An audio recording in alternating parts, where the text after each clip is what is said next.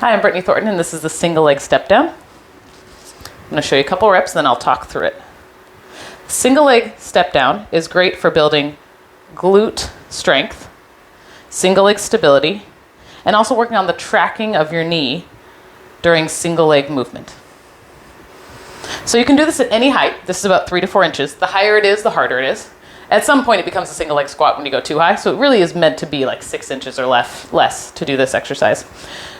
You're going to step up, put your full foot flat on the step. Make sure all your toes are nice and in contact with the step.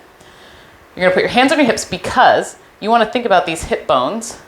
Keep them even as you go down. You're going to pull your toes up on the foot that's touching down, so you're not touching like this, which takes away 3 to 4 inches. Toes up, heel touches, stand back up. Hips are even. You're going to look down when you do this and watch your knee, because you want to make sure that your knee goes in line with your toes, not diving in or pressing outwards. It should be about in line with your middle toe. That's where your kneecap should be. It's okay if your knee comes forward to cover your toes. Depending on your anatomy, it might have to. Sometimes we do this exercise knee dominantly, which means my hip's not actually moving, bending at all. It's just my knee. But in general, we want an even amount of work between the hip and the knee. So you want to think about pushing your hips back a little bit, then sitting down.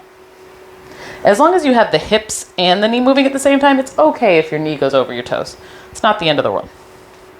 Especially if you're keeping your hips even and feeling the work up here and down here. If you're just feeling it here, you might be doing something wrong. Feeling it in the glute and in the quads together, that's the sweet spot.